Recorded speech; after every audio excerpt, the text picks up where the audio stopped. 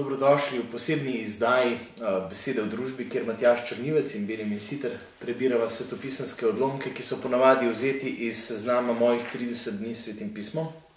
Danes pa so se odločila prebrati odlomek, ki ga prebiramo ob cvetni nedelji, kot je danes poznamo. Matjaž, za katero odlomek gre? To je Evangelij po Luku, 19. poglavje, od 28. do 40. vrstice. Okay.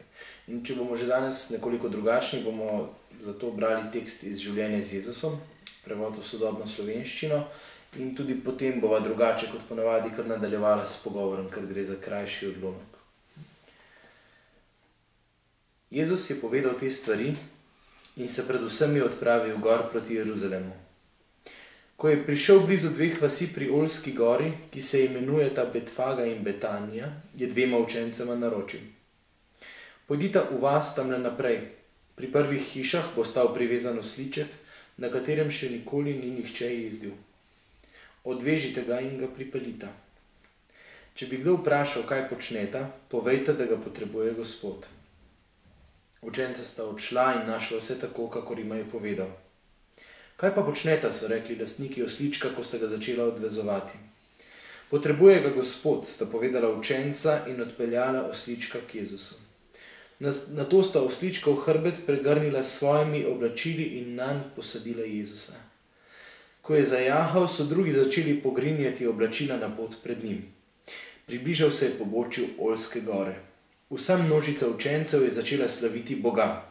Na ves glas so se zahvaljevali za mnoge čudeže, ki so jim bili priča. Slava tebi, ki prihajaš, o kralj z Božjo oblastjo.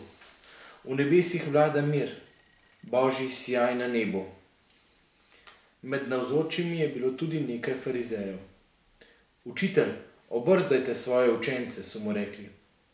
Poslušajte, je odvrnil Jezus, če bodo utihnili tile, bodo začeli upiti kamni. To je to, kar se tega odlomka tiče. Je pa zanimivo, ne, mislim, o moji imaginaciji, ne, vzgojeni v katoliški veri in tako, se zmeri spomnim pač butar, a ne, in tega, kako smo dvigovali butare in upili Hozana, ne, kralju Davidu, sinu Davidovemu in tako, a ne, se pravi... Sinu Davidovemu. Tako, ja, to je verjetno v enem drugem evangeliju, tako, a ne. Marko, to je, ja. Marko, a ne.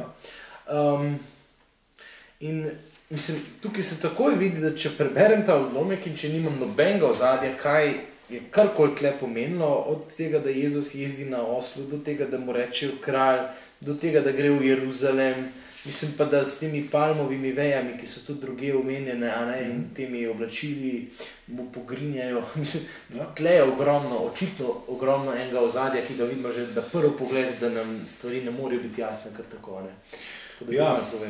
Tako kot z drugimi teksti v Novi zavezi, tako kot recimo z Božičem, ne, ko smo govorili, da je treba nujno stopiti en korak stran in se osvoboditi, kaj bi rekel, idiličnih občutkov, ki nas prevevajo ob branju teh tekstov ali pa ob teh praznikih. Ravno tako je tukaj, ne. Ta dogodek se lahko je v naši izkušnji vidimo kot nekaj idiličnega, tam pač on prehaja na osličku, kako lepo, tam mu pač cvetje mu daje pod noge, ne. Uno cvetje pod nogami pomeni, da bo čez par ur vojna. Ja. Zakaj? Zato, ker to pomeni, da so te njegovi učenci, zdaj tudi še ostali zgleda, končno začeli verjeti, da je on Mesija. Okay.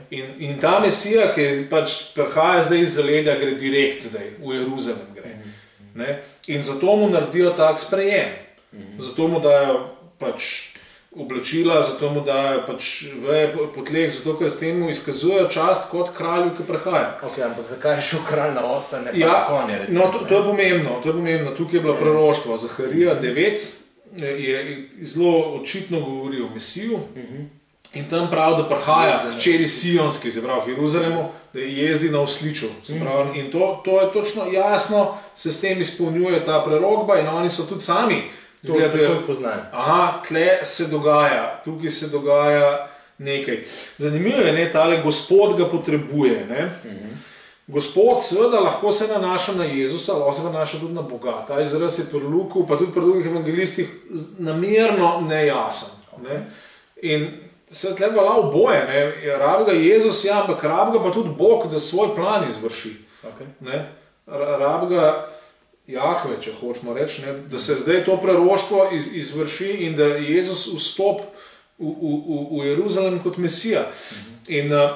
In tele vzkliki tukaj, ki so in jih tudi evangelisti potem še na različne načine podajajo, točno vsi kažejo isto. Božje kraljestvo je prišlo.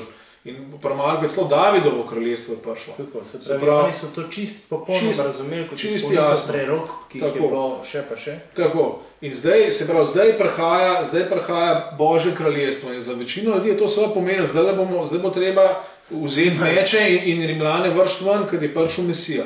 Končno. Ne, zato pravim, da tukaj moramo videti za to idilično sliko ostrino tega in napetost, dramatično napetost tega trenutka. Se malo se to vidi tle pri farizejih, ne? Tako. Nehajte. Kaj bo težava, ja, hude težave se bojo začele, ne? In to je zanimivo, ne? Tukaj te farizeji celo mogoče tako zgleda, da so celo na pol dobro namerni tle.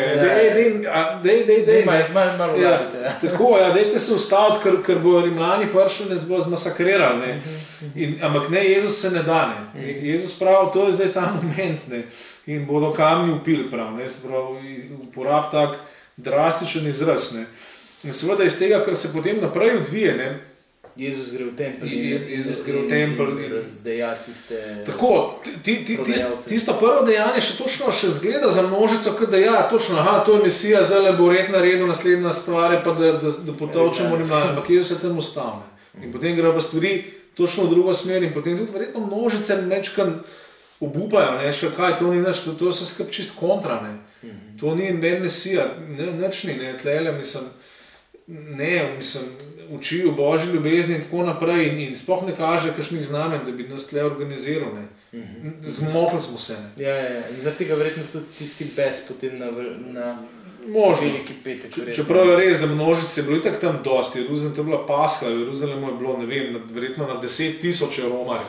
Tako da niso bili, seveda, niso bili vsi tlele, sploh kad ta množica so bili ljudje, ki so tako ali drugače spremljali Jezusa od nekod, ne.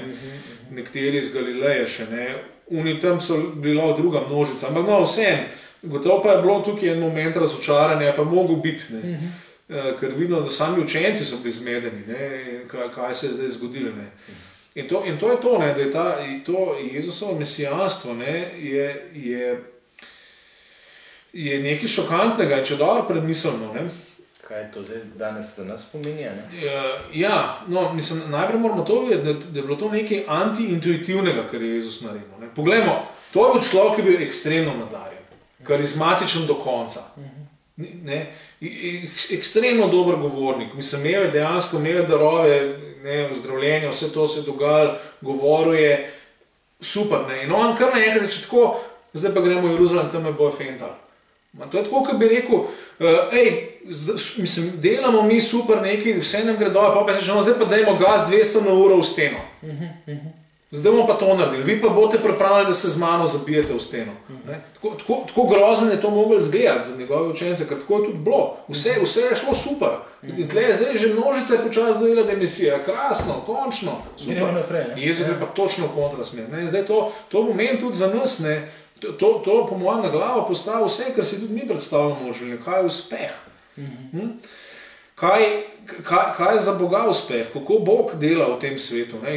In v kakšnem smislu je Jezus res Mesija in res vladar in res kralj, ker seveda ta resničnost tega, da je on Mesija, s tem ni zmanjšana, je večjem povečana.